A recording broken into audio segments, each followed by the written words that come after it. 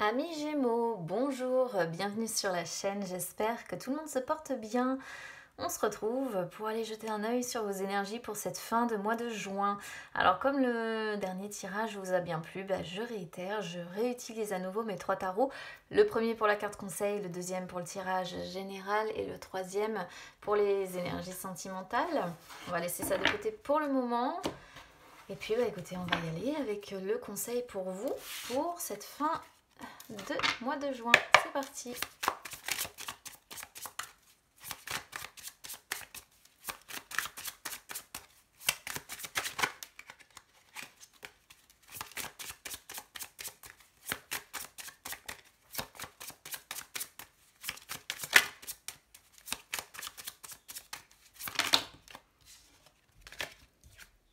J'en ai deux, j'en veux qu'une.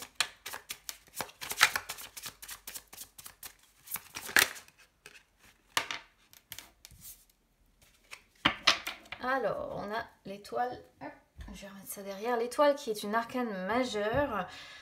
Du coup, moi je considère que quand c'est comme ça, c'est un message qui est quand même assez important. Alors, c'est une carte que j'aime beaucoup dans ce jeu, je vous la rapproche un petit peu parce que vous ne voyez pas forcément en détail les décors. Et celui-ci n'est pas très utilisé, je ne crois pas. Alors, quel est le message de l'étoile? Quel est le conseil de l'étoile? On vous conseille de rester optimiste, d'avoir espoir. On vous conseille d'avoir confiance en vous. On vous conseille de vous mettre à nu, peut-être, pourquoi pas, d'être dans l'amour inconditionnel, évidemment, d'être en capacité de donner et de recevoir, d'être désintéressé, vous voyez, désintéressé du matériel, hein, j'entends bien. On vous conseille également d'avoir confiance en l'univers, voilà, d'être dans la spontanéité, d'être dans la bienveillance par rapport aux autres, d'être aussi dans la communication, hein, peut-être, pourquoi pas, d'être en paix, voilà, d'être en paix, d'être dans la spiritualité, dans le bien-être, d'être... On vous conseille de trouver peut-être pour certains votre place ou de trouver votre voie, parce que souvent l'étoile est associée à la naissance, mais... Ici, on pourrait comprendre la naissance de l'amour inconditionnel ou bien la naissance de votre bien-être, de votre spiritualité propre, vous voyez, la naissance de votre confiance en vous. Peut-être que vous n'avez jamais eu confiance en vous et qu'il est temps de faire éclore cette partie-là de votre être. On va voir de quoi va parler le tirage, mais c'est une carte que j'aime beaucoup. Voilà. Très, très raccordée à l'univers, cette arcane majeure là. Allez, on y va sur les énergies, c'est parti. Attendez, j'ai pas tout dit encore.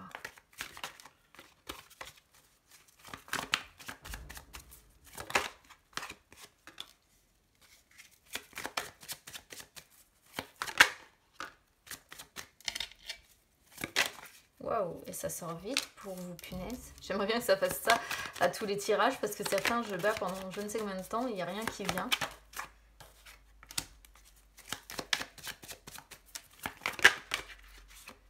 Alors, tac.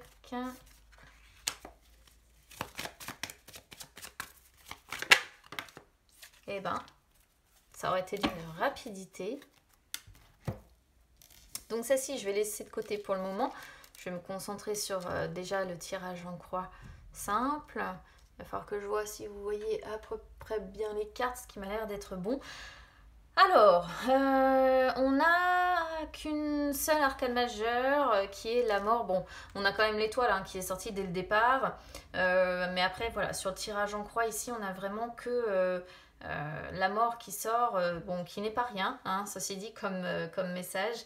Alors, qu'est-ce qu'on a sur votre tirage, les amis, et déjà sur ce qui va vous être favorable ici sur cette fin de mois de juin. On a le 7 d'épée. Le 7 d'épée montre que vous allez essayer d'échapper à une situation peut-être précise. Peut-être que vous allez essayer d'échapper à une relation, à une personne. Vous allez, en fait, c'est assez paradoxal, mais ça montre que vous allez savoir être sournois ou sournoise, vous allez savoir ruser. Ça montre également que vous allez vous montrer très prudent ou très prudente ici. vous n'allez faire confiance qu'à vous-même. C'est pour ça qu'en fait, sur le conseil que l'on a dès le départ, on a l'étoile. Voilà. Parce que si vous voulez, là, on voit vraiment que vous ne faites confiance qu'à vous-même. On est sur des Gémeaux qui ne font confiance qu'à eux-mêmes, qui n'ont pas confiance envers les autres. C'est pour ça que l'étoile vous incite à vous ouvrir à l'amour inconditionnel et vous ouvrir aux autres. Bon, il y a certainement une raison qui vous a poussé à en arriver à ces extrêmes-là, de n'avoir confiance qu'en vous, à devoir ruser, à devoir, voilà...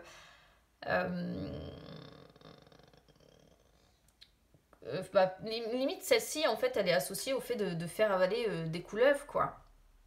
Alors on a quand même pas mal d'épées sur votre tirage, donc le mental carbure beaucoup, on en a une, on en a deux, trois et quatre. 4 épées.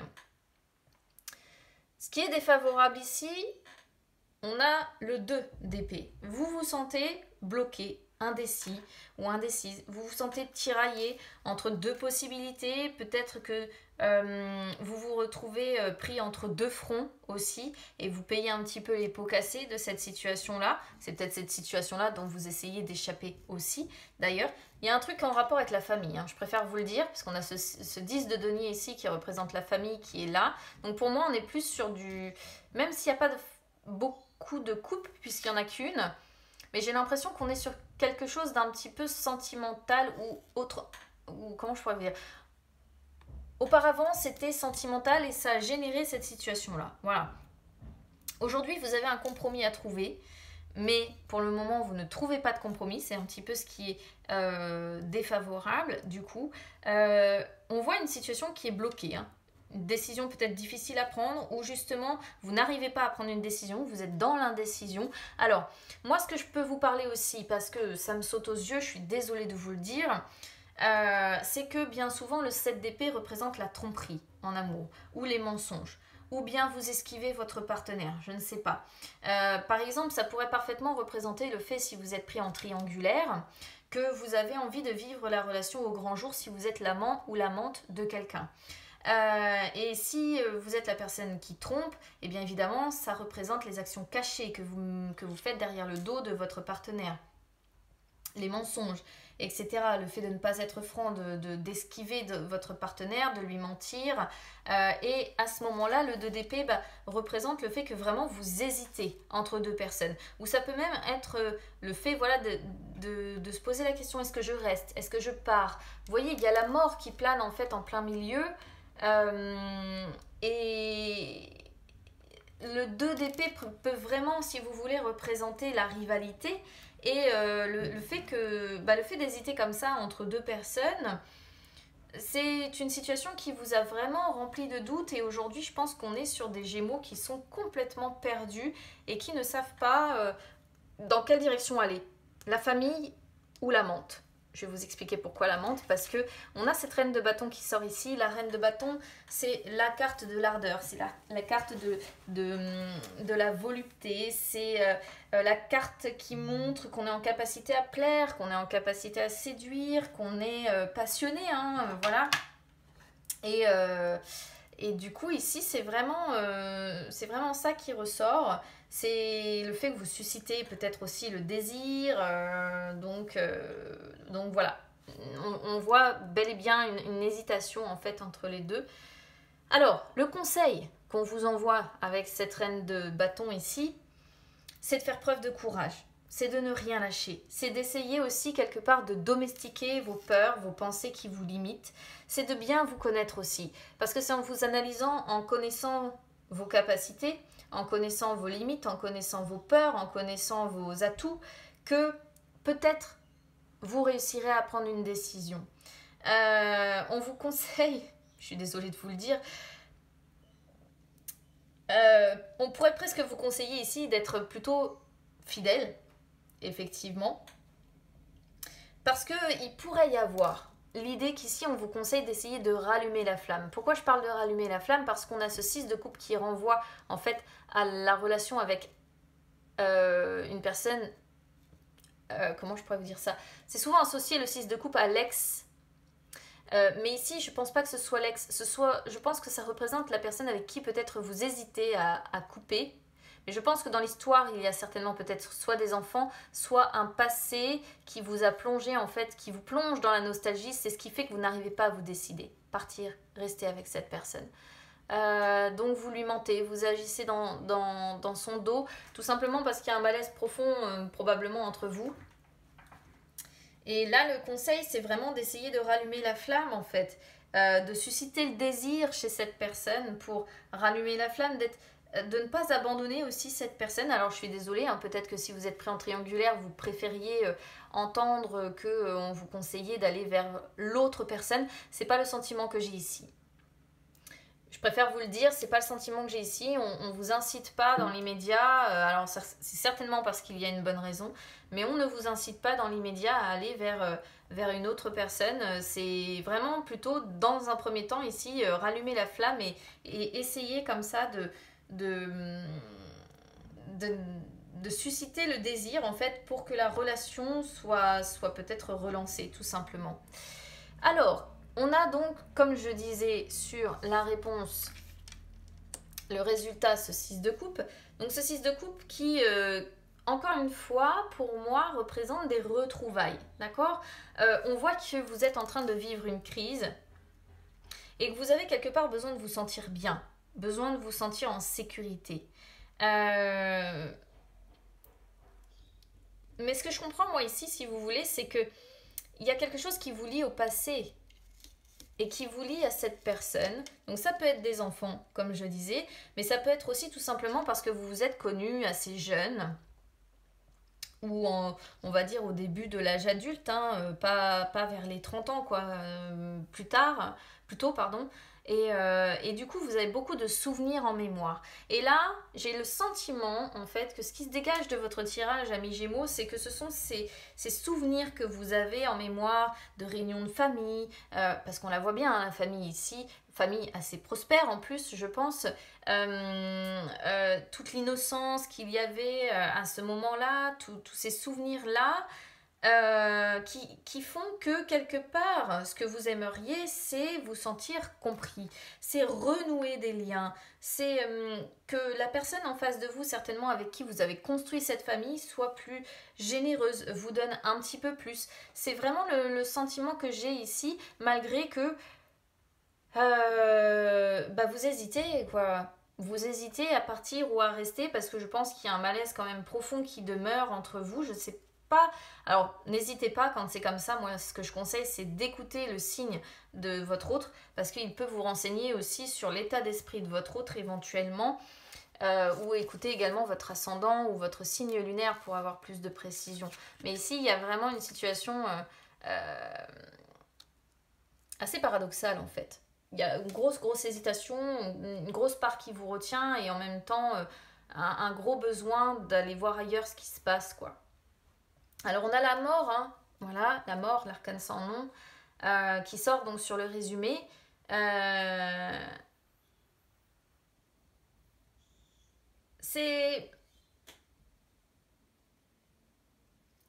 Ça peut représenter un passage qui se fait dans la douleur. C'est-à-dire que là, vous êtes peut-être dans un passage de votre vie, en fait, où cette situation-là vous provoque beaucoup de douleur intérieure, en fait. Après, ce qui me dérange un petit peu avec la mort, c'est qu'elle peut toujours être associée à la fin d'une relation. Mais j'ai pas d'autres cartes qui sous-entendraient une fin. Alors après, on pourrait comprendre peut-être fin avec la personne avec qui vous êtes en triangulaire pour certains. La mort, c'est aussi le fait de devoir lâcher des liens qui sont malsains. Le problème ici, si vous voulez, c'est qu'elle sort en plein milieu. Donc, est-ce que c'est ce qui vous lie à votre passé qui est malsain ou est-ce que c'est la situation de triangulaire ou les deux, hein? On pourrait se poser la question, mais vous avez besoin de vous débarrasser de tout ce qui est ancien. Vous avez besoin de faire table rase du passé. Il y a de la souffrance qui est là. Mais souvent, quand la mort intervient, c'est l'idée de... On abandonne en fait, on abandonne quelque chose. On abandonne un rêve qu'on avait, on abandonne une relation, on abandonne un travail. Mais il y a toujours l'idée de derrière, il y aura un renouveau. D'accord? Donc ici, moi j'ai l'impression quand même qu'il y a une sorte de rapprochement qui peut quand même se faire, parce que ça nous parle quand même de retrouvailles, ça nous parle de transformation, ça nous parle du fait que le pire quelque part est passé, et je pense que finalement on est sur des Gémeaux qui vont sauver leur relation familiale, leur relation principale sur cette fin de mois de juin. Pour moi c'est ça, il y a une sorte de transformation qui va s'opérer, une forme de libération. Il y a un passage dans la douleur qui se fait. Alors, est-ce qu'on va pas être sur des Gémeaux qui vont renoncer à une situation de triangulaire pour se concentrer et se rapprocher de la personne, hein? On pourrait comprendre quand même, on pourrait comprendre ça. On pourrait comprendre ça parce que je pense que c'est assez clair sur le message qu'on a ici. Il y a l'idée vraiment de dire je vais mettre fin avec quelqu'un et me concentrer en fait et me rapprocher et renouer les liens avec une autre. Donc n'hésitez pas à me dire comment ça résonne avec vous évidemment, parce que des fois j'y vois pas très très clair dans les messages, surtout quand c'est un peu compliqué, complexe comme ça. 5 d'épée en plus, vous voyez sur vos peurs et vos blocages. Vos peurs et vos blocages, ce qui vous bloque c'est de devoir trahir en fait. C'est de devoir trahir la personne en face de vous, c'est... Il peut y avoir plusieurs choses qui vous bloquent. Ça peut être le fait de vous retrouver seul, de vous retrouver isolé. Peut-être que ce qui vous fait peur, c'est de perdre plus au final que vous n'allez gagner. Par exemple, si vous mettez fin à la relation avec l'autre personne, peut-être que vous y mettez fin parce que vous dites « Oui, mais si je vais vers cette personne-là, peut-être que je vais perdre plus au final que ce que j'ai à l'heure actuelle, alors qu'on voit quand même qu'il y a un 10 de denier et que vous ne manquez de rien. » Vous avez peut-être peur aussi de cette situation de compétition, que ça ne s'envenime. Vous voyez, si vous êtes pris entre deux personnes. Moi, je suis désolée, je suis partie là-dessus. Je ne peux pas parler d'autre chose parce que j'ai des cartes qui me font trop penser, si vous voulez, au triangulaire.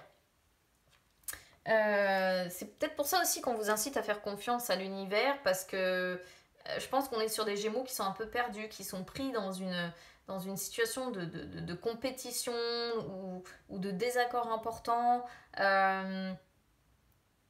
Ça montre vraiment les histoires de cœur, vous voyez, assez difficiles, où on peut se sentir blessé, où on peut se sentir rejeté, mal aimé par l'autre. C'est ce qui vous effraie en fait aussi. Hein.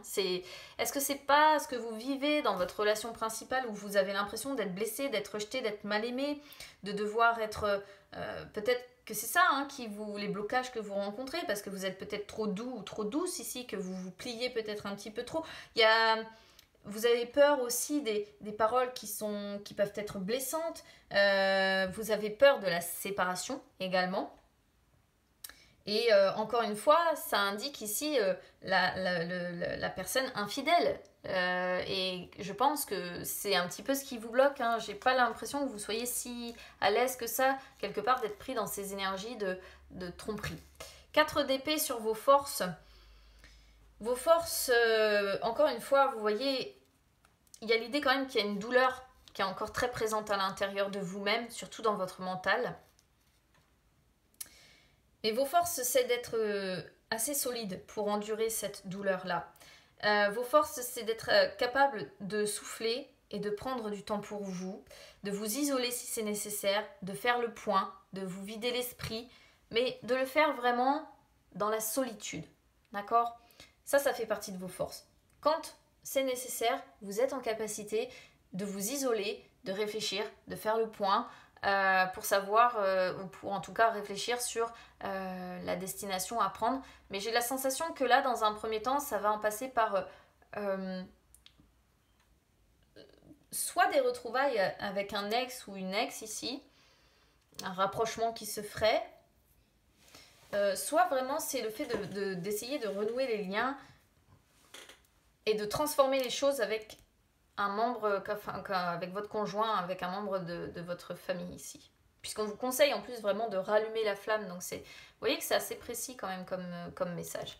Bon, moi je suis partie sur du sentimental. C'est mon intuition qui me fait parler comme ça, les amis. Peut-être que vous, si vous connaissez un petit peu le tarot, vous en aurez une toute autre approche. Hein, vous pouvez toujours me dire.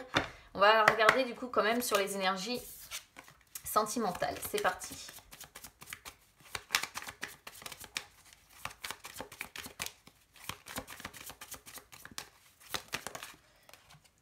et la menthe qui vient.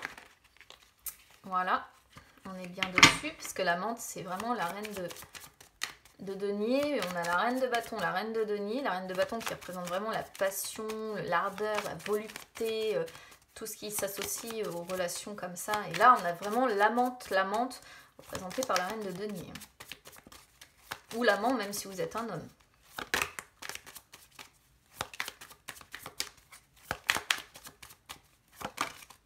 Alors, et encore la reine de bâton. Ah là là, reine de denier, reine de bâton, as de bâton. Beaucoup de bâtons, hein, donc beaucoup d'énergie comme ça, sexuelle, dont vous avez besoin, ou peut-être que vous avez besoin d'exprimer, hein, on va dire, beaucoup de sensualité, beaucoup tout ça. Ça peut être aussi, si vous êtes un homme, le fait d'être pris entre ces deux femmes. Hein. D'un côté, cette reine de denier, de l'autre, cette reine de bâton, qui ont un caractère relativement différent dans leur approche. Alors, si vous êtes... Je vais commencer par les célibataires. Si vous êtes célibataire, ça vous représente tout simplement. Ça représente le fait que vous êtes assez indépendant ou indépendante ici, assez séducteur ou séductrice, mais pour autant assez rationnel aussi, d'accord, assez terre à terre. Ok, vous êtes occupé entre guillemets à prendre soin de vous et la reine de bâton confirme en fait que vous êtes vraiment quelqu'un de dynamique, d'efficace, vous vous connaissez assez bien, vous êtes...